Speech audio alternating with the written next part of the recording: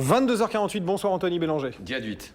C'est du celte c'est du gaélique. gaélique. Il vaut mieux en ce moment parce que... Dont on signalera d'ailleurs, parce que les gens ne le savent pas forcément, que c'est la première langue officielle de ce pays, l'anglais n'est que la deuxième langue officielle. Alors donc, là, on attendait de savoir comment allait titrer la presse irlandaise dans cette histoire, on n'a pas été déçus.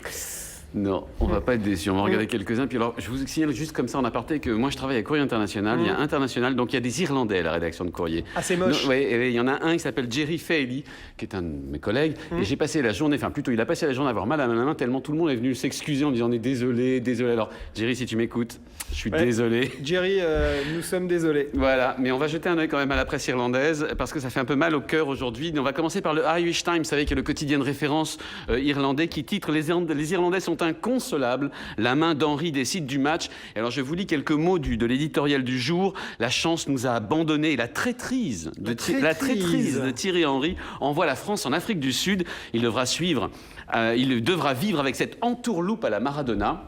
Et oui, le reste de sa vie, la condamnation, la poussière de ce match mettra du temps à retomber. Ce sera pour toujours un cauchemar parisien. Cauchemar parisien. À la une du quotidien de référence, hein, l'équivalent du Monde. Hein. Oui, l'équivalent du Monde là-bas. Thierry Henry, qui est en partie surnommé aujourd'hui là-bas Tricky Henry, au lieu de Thierry Henry, c'est-à-dire Henry le tricheur, un peu comme était surnommé Tricky Dick Richard Nixon aux États-Unis. Les jeux de mots fleurissent à la une de la presse irlandaise. Bah oui, on va regarder The Irish Independent ensemble. Et oui, allons-y, regardons. Allez, c'est le numéro 1, le journal le plus lu en Irlande, avec en une, on voit toujours la même photo. La main de Dieu de Thierry Henry détruit notre rêve de Coupe du Monde, avec ce surtitre Désespoir parisien. Et alors on a un petit peu, on sait ce que vous savez, Thierry Henry a expliqué à Richard Doone, qui est le jour à côté duquel il était assis à la fin du match. Il lui aurait dit: j'ai fait une main, je le sais, je l'ai pas voulu, vous méritiez de gagner. Il a dit ça, vous méritiez de gagner. Ce à quoi le Richard Doone en question a dit: ça me fait une belle jambe, c'est ce qu'il a dit, puisqu'on méritait de gagner. En fait, on devait gagner, dit-il. Ben oui, il est d'autant plus gonflé d'avoir dit ça, Thierry Henry, que juste après,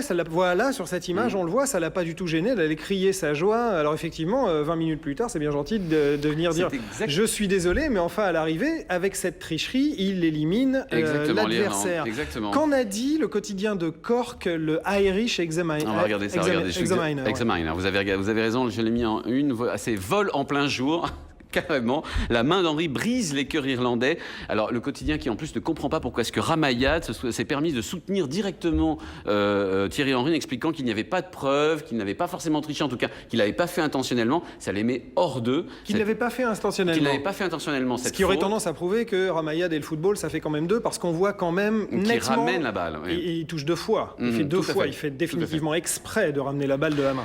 En tout cas, ça met en rage le Irish Examiner, qui en plus explique que la controverse fait rage en France, qui explique ce qu'on vous avait expliqué tout à l'heure. Et puis on va regarder peut-être aussi The Irish News, qui est un quotidien nationaliste de Belfast cette fois-ci, c'est-à-dire pro-Irlande du Sud, pro-AR, et qui parle de courageuse république irlandaise, donc, qui a été volée de sa Coupe du Monde. Ça fait aussi assez mal. Je vais vous montrer quand même la dernière une, qui est quand même une assez spectaculaire. Vous savez, c'est une de... Regardez, voilà. La victoire, on nous a volé. C'est ce qui est en une du... Ah bah là, c'est clair. Irish Daily Star, au moment, ça ne peut pas être plus clair. C'est un grand quotidien populaire.